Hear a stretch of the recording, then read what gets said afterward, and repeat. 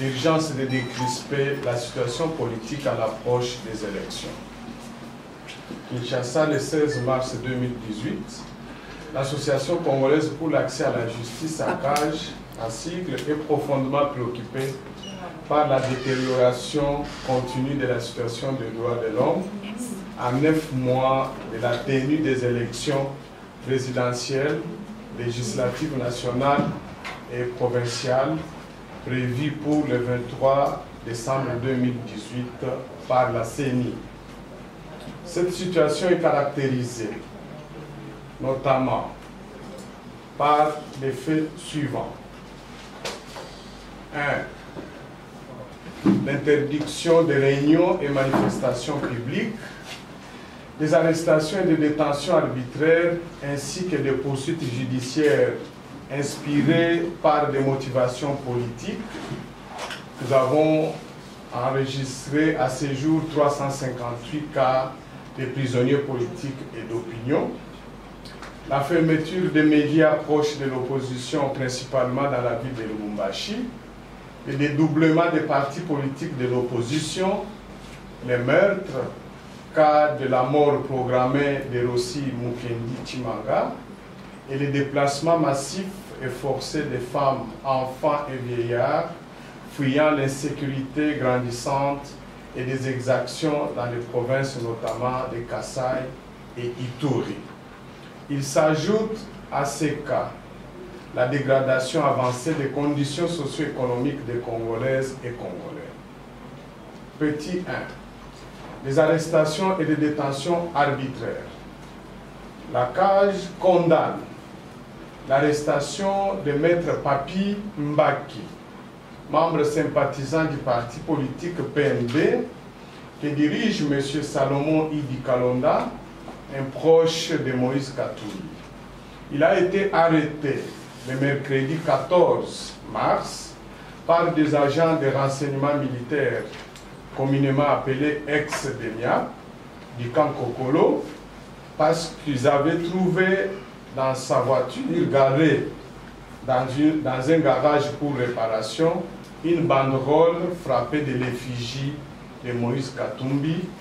Il est depuis lors détenu à l'état-major de l'ex-DEMIA dans la commune de Kitambo au motif qu'il aurait tenté de politiser les camps militaires Kokolo. La CAJ a écrit au ministre de la Défense nationale et ancien combattant, en réservant copie à d'autres membres du gouvernement, mais aussi à l'auditeur général de FARDC, pour protester contre cette arrestation arbitraire et réclamer la libération de Maître Papi Mbaki, ainsi que la restitution de sa voiture, sans oublier la poursuite des agents de la DEMIAP qui sont à la base de cette violation grave des droits de l'homme. La CAJ condamne aussi l'arrestation et la détention arbitraire depuis plusieurs mois et surtout au secret des militants de Filimbi par l'ANR, et c'est depuis le 30 décembre 2017, à savoir M. Carbone Beni, M. Mino Bomponi, M. Grace Tchunza, M. Cédric Kalonji et Palmer Kabeya, qui lui est détenu à la DEMIAP depuis la même période jusqu'à ce jour.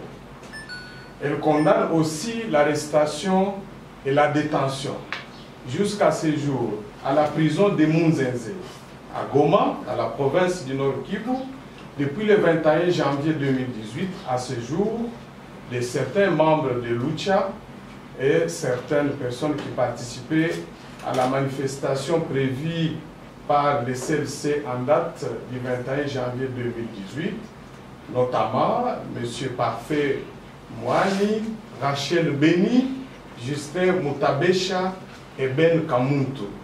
Et elle réclame la libération de toutes ces personnes. Depuis le matin de ce jour, c'est-à-dire de ce 16 mars 2018, M. Aslam Mbala, militant de Lucha, est arrêté et détenu dans un cachot situé à côté de la maison communale de Massina, ici à Kinshasa, par des agents dit de l'ex-DENIAP, après l'avoir interpellé, fouillé le contenu de son téléphone et après avoir aussi accédé à tous ses messages, textos, WhatsApp et même les emails. Il considère que son téléphone contiendrait des messages et des images qui compromettraient à l'intégrité et à la sûreté de la République démocratique du Congo. Jusque même avant de venir ici, nous avons échangé avec lui et ses ravisseurs, nous les considérons comme ravisseurs, exigent la présence des membres de sa famille pour aller négocier une prétendue amende à verser. La CAJ condamne toutes ces tracasseries qui sont devenues de plus en plus récurrentes et qui consistent, surtout dans la ville de Kinshasa, à interpeller des citoyens, à les détenir, à les fouiller arbitrairement, à saisir leur téléphone et leurs pièces d'identité et même à accéder de manière illégale à leurs messages SMS, WhatsApp, voire même email, et cela par des agents dits de sécurité qui n'ont même pas de documents ou des autorisations leur délivrées par l'autorité judiciaire compétente. Ils vont même jusqu'à exiger et à obtenir la perception des montants dits amendes avant de libérer les différentes personnes. Nous avons enregistré depuis seulement le mois de janvier à ce jour une trentaine de cas qui ont été portés à notre connaissance et qui impliquent ces agents de sécurité.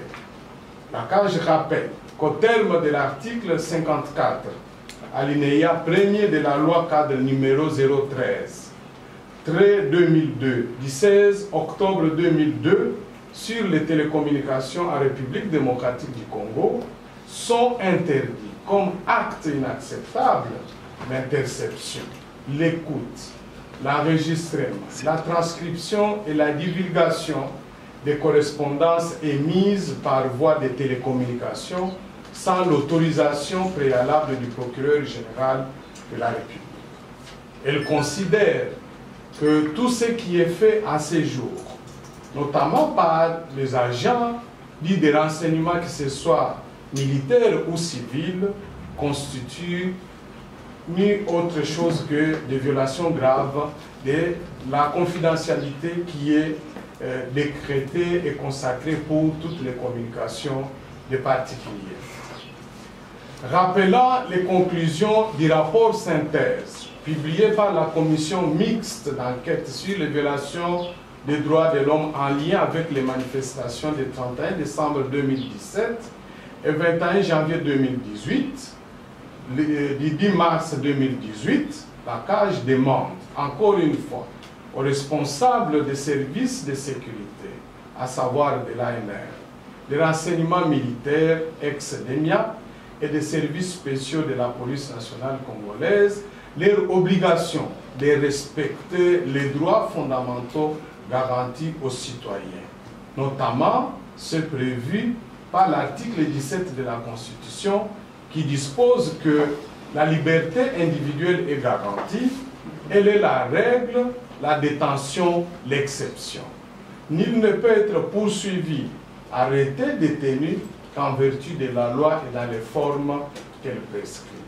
La CAJ les invite à abandonner tous les actes de tracasserie qui frappent aujourd'hui les citoyens, principalement dans la ville de Kinshasa, principalement en ce qui concerne les fuites des téléphones, l'accès aux messages SMS, WhatsApp et tous les autres, parce que des actes attentatoires aux droits garantis à tous les citoyens. La CAJ rappelle que les arrestations et les détentions arbitraires et les actes de torture, des traitements cruels, inhumains et dégradants sont constitutifs des crimes contre l'humanité, c'est-à-dire des crimes internationaux, et qui n'existent plus à ce jour dans le monde entier un sanctuaire pour leurs auteurs et leurs complices. Donc ceux qui se livrent à ces actes doivent savoir que la justice, si pas en RDC, mais au niveau international, pourra leur demander des comptes.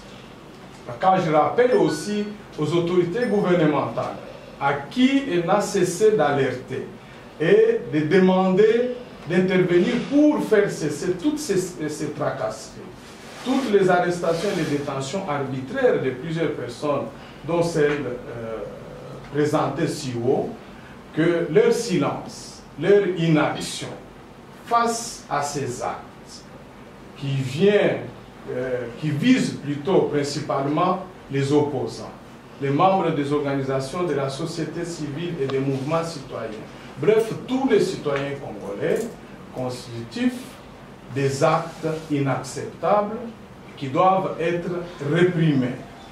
Et que aujourd'hui, elle constate avec préoccupation que ces actes visent principalement ceux qui sont engagés dans la lutte pour réclamer le respect de la Constitution, l'application des mesures de décrispation politique et l'alternance pacifique dans notre pays. Et leur silence, comme leur inaction, équivaut tout simplement, c'est-à-dire les autorités gouvernementales, à une manière d'encourager tacitement la commission de ces actes qui est de nature à engager aussi plus tard leurs responsabilités pénales et internationales. Petit point 2, limitation illégale qui est faite aux activités des partis politiques de l'opposition. Là, je rappelle qu'au terme de l'article 1er de la Constitution de la République démocratique du Congo, la RDC est un État de droit et démocratique. Les articles 6, 7 et 8 de la même Constitution disposent que le pluralisme politique est reconnu en République démocratique du Congo. Ainsi, tout Congolais jouissant de ses droits civils et politiques a le droit de créer un parti politique ou de s'affilier à un parti politique de son choix. Nul ne peut instituer, sous quelque forme que ce soit, des partis uniques sur tout ou partie du territoire national. L'institution d'un parti politique unique constitue une infraction imprescriptible de haute trahison. L'opposition politique est reconnue en République démocratique du Congo par la Constitution. Les droits liés à son existence, à ses activités et à sa lutte pour la conquête démocratique du pouvoir sont sacrés. Ils ne peuvent subir des limites que celles imposées à tous les partis et activités politiques par la Constitution à tout le monde. Les partis politiques, dont ceux de l'opposition, ont donc le droit de concourir à l'expression du suffrage, au renforcement de la conscience nationale et à l'éducation civique de leurs membres, de la population, en diffusant leurs messages, notamment par des banderoles, des fanions, des drapelets, en tant que procédé moderne de l'exercice de leurs activités.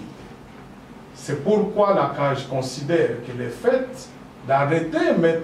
Papi Mbaki parce qu'il détenait dans sa voiture une banderole frappée de l'effigie de Moïse Katumbi constitue une manière flagrante de la part du gouvernement de laisser ses services porter atteinte aux droits garantis aux partis politiques, notamment au parti PND qui soutient sa candidature. Et cela est inacceptable, et surtout à l'approche des élections de décembre 2018.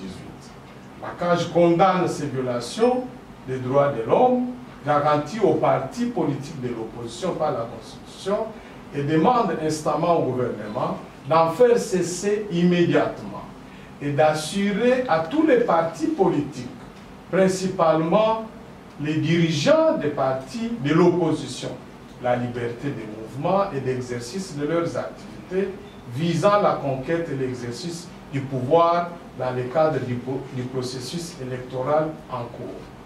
La CAJ recommande vivement au président de la République de faire respecter par le gouvernement, ainsi que toutes les autres entités publiques, la mise en œuvre intégrale et effective des mesures de décrispation politique dans les meilleurs délais, car indispensable et essentiel et préalable à l'organisation des élections libres démocratiques prévues le 23 décembre 2018.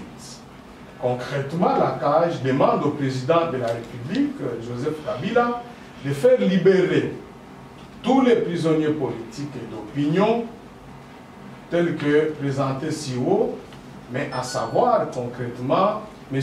Eugène Diomi Dongala, Jean-Claude Mouyambo, Franck Diongo, Norbert Luyeye, et assurer le retour des opposants contraints à ce jour à l'exil, dont Moïse Katumbi, avant la date de dépôt des candidatures pour les élections présidentielles, législatives, nationales et provinciales.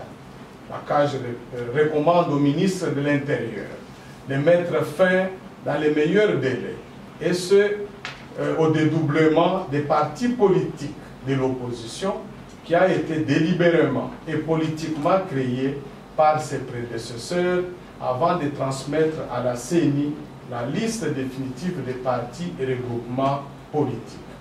Enfin, la CAJ recommande à tous les partis et regroupements politiques à se mettre rapidement en ordre de bataille politique de manière pacifique, de sensibiliser leurs militants à la tolérance politique et au rejet des discours de violence, des discours de haine tribale, ethnique ou raciale. J'ai dit et je vous remercie. Savoir si dans nos actions, nous avons pensé réserver une part de nos actions en rapport avec le mois de la femme, le mois de mars, notamment ce qui concerne la lutte contre les violences faites à la femme. Oui, nous avons prévu une activité qui va se tenir avant la fin du mois de mars, mais nous avons voulu créer une sorte de surprise en nous occupant, et ça sera connu de tout le monde, cette fois-ci principalement des femmes et jeunes filles qui sont en détention, parce que la CAJ a travaillé, a fait des recherches et des enquêtes sur les conditions dans lesquelles les femmes et les jeunes filles qui sont en détention vivent. Et on a constaté un certain nombre de problèmes assez importants qui choquent notre conscience, qui nous protègent par ces femmes. C'est la raison pour laquelle cette activité est en cours de finalisation et que le moment venu, il vous sera envoyé une invitation pour participer à la présentation de ces conditions des femmes qui sont en détention, qui semblent être des femmes oubliées à ce jour. Donc, nous ne les avons pas oubliés et nous travaillons chaque jour pour la protection principalement des femmes qui sont victimes de violences sexuelles, surtout dans les zones qui sont en proie aujourd'hui à la guerre, comme en Ituri. Nous travaillons avec nos partenaires sur le lieu, sans oublier la situation des femmes dans les provinces de Kasaï. Vous considérez que, en parlant aujourd'hui dans notre liste de personnes pour lesquelles nous recommandons la libération avant le dépôt des candidatures, en faisant allusion à Norbert Luyeye qui semble être une action tardive. Non, c'est parce que peut-être vous ne suivez pas nos actions. C'est vrai, il y a des actions que nous menons de manière publique, mais s'agissant de Norbert Luyeye, c'est nous, la CAJ, qui avons suivi son dossier depuis son enlèvement par les agents de renseignement de l'ex-DEMIA. Jusqu'à ce jour, nous avons même constitué des avocats qui suivent son dossier, qui l'assistent même devant les tribunaux. Donc nous faisons aussi beaucoup pour lui, et nous ne voulons pas dire que nous sommes les seuls à intervenir pour lui, d'autres peut-être le font, mais je peux vous dire que c'est la CAJ qui tient le leadership sur la défense de Norbert Luyeye ainsi que ces militants avec lesquels il était arrêté jusqu'à ce jour. Et nous pensons qu'étant un des leaders des partis politiques de l'opposition, il doit être libéré aussi avant le dépôt des candidatures. Voilà pourquoi nous mettons son nom sur cette liste et nous allons essayer de nous mobiliser davantage pour qu'il ne soit pas oublié. Nous avons cité les cas, nous avons semblé oublier les autres. Oui, les jeunes comme Christian Lumu, je crois que nous allons l'ajouter avant la publication officielle incessamment de ces communiqués de presse. Nous allons ajouter les noms de Christian Lumu. Je pense que nous devons nous mobiliser aussi pour ces jeunes de l'IDPS qui est toujours en détention et dont les cas semblent être finalement oubliés dans l'opinion, et on doit se mobiliser pour qu'il soit aussi libéré parce qu'il peut avoir les ambitions de poser sa candidature aux prochaines élections et il en a les droits. Déjà, le fait d'être détenu au secret constitue une violation de ses droits et en tant que tel, même s'il n'avait pas la mission politique, c'est de notre obligation d'agir aussi pour Christian Lumu. On va le faire et merci pour nous l'avoir rappelé. Alors, quelles sont les actions que la CAJ mène ou a déjà menées au niveau international pour faire améliorer la situation des droits de l'homme? Nous avons mené beaucoup d'actions. Il n'y a pas longtemps qu'un des membres de la CAJ était en Europe pour discuter avec plusieurs acteurs au niveau international. Maître Bopol était à l'Europe, il a parlé avec beaucoup d'acteurs et nous considérons que le durcissement de la position de la communauté internationale à l'égard du gouvernement de Kinshasa, à l'égard des proches du président Kabila et les résultats aussi des actions menées par la CAJ parce qu'il a eu pendant son séjour à parler avec ceux qui ont décidé par exemple sur les sanctions pour les sensibiliser à l'urgence de garder ces sanctions, de ne pas les lever jusqu'à ce que la situation des droits de l'homme, de la démocratie s'améliore de manière tangible et concrète par l'organisation des élections démocratiques et libres en République démocratique du Congo et surtout par la libération de tous les prisonniers politiques de l'opinion. Donc, nous menons ces actions et la semaine qui vient, la semaine prochaine, il y a une autre action que la CAJ va mener avec les organisations des Congolais de l'étranger.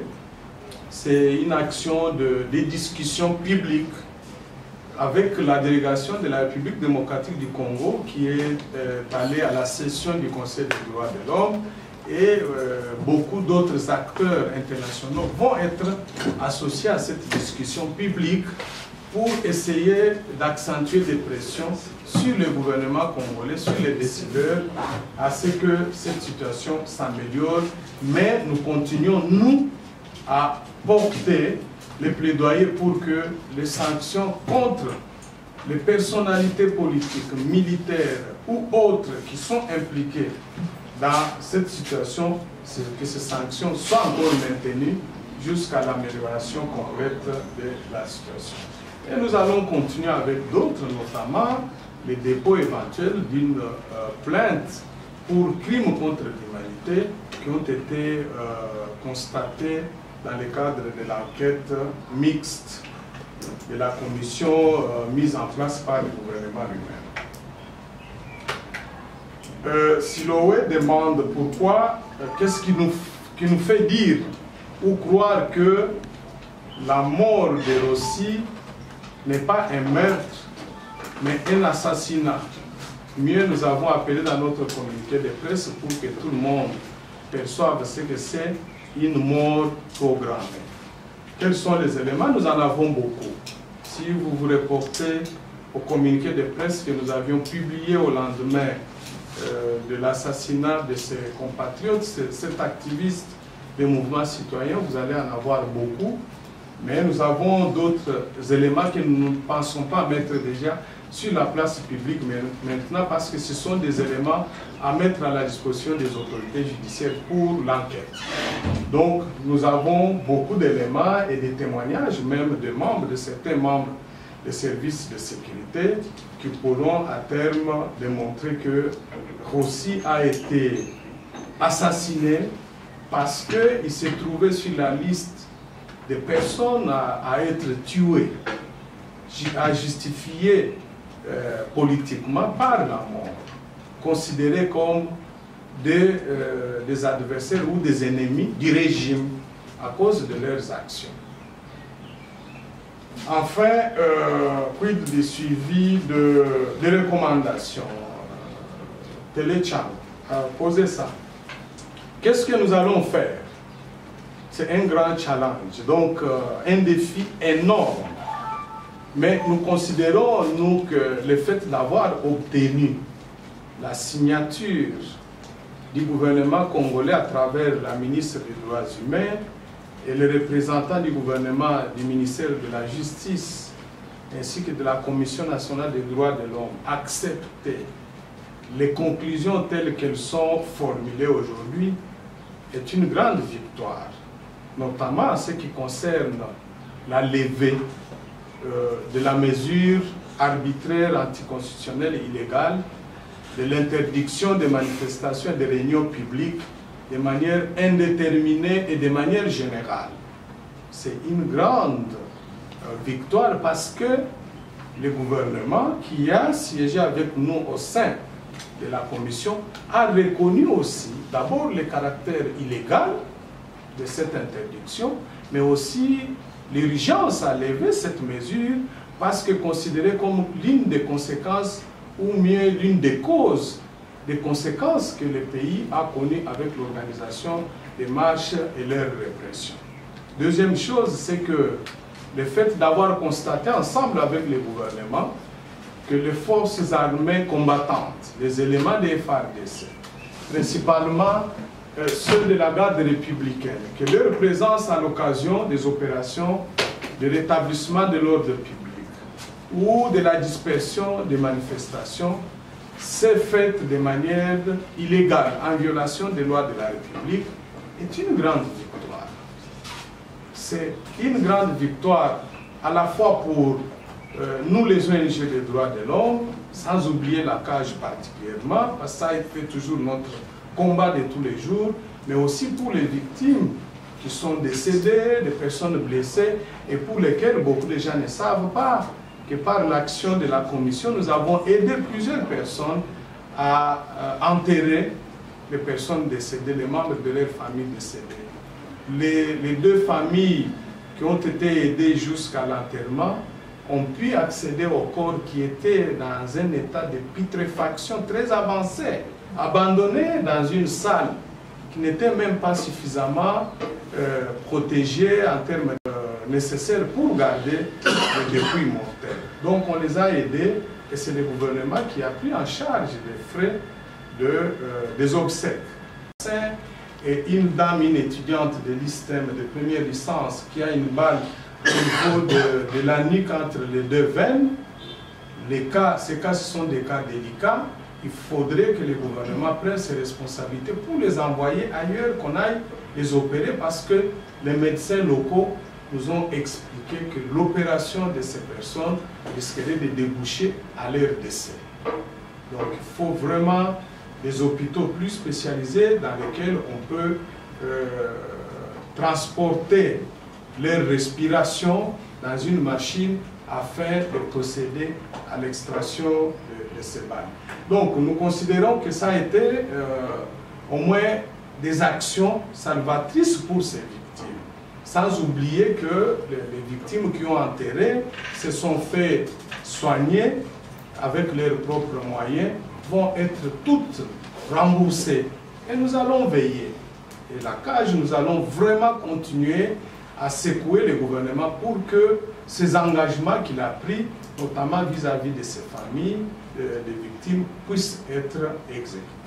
La recommandation, c'est la plus importante, c'est celle qui consiste à élaborer un nouveau protocole de commandement et d'encadrement des manifestations pendant la période électorale.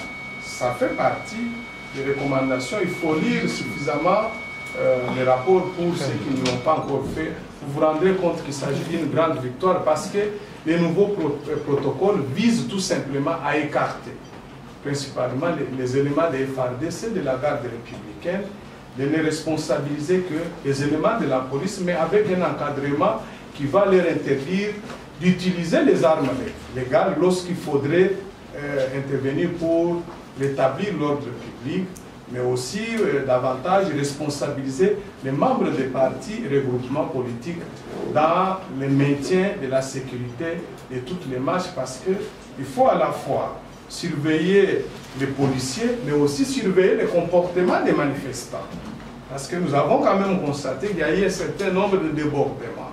De la part de certains membres des partis politiques, les organisateurs n'étaient pas à mesure peut-être de les encadrer compte tenu du fait qu'ils sont aujourd'hui dans une situation difficile d'insécurité parce qu'avec les mandats de recherche qui pèsent sur eux, il n'y a pas eu de suivi concret plutôt sur ce terrain pour éviter qu'il y ait des débordements. Donc tout ça, on devra arriver à élaborer avec la participation des membres de la société civile et des autres acteurs pour que le monopole de l'encadrement des manifestations revienne carrément à la police avec la surveillance, avec le soutien au gouvernement.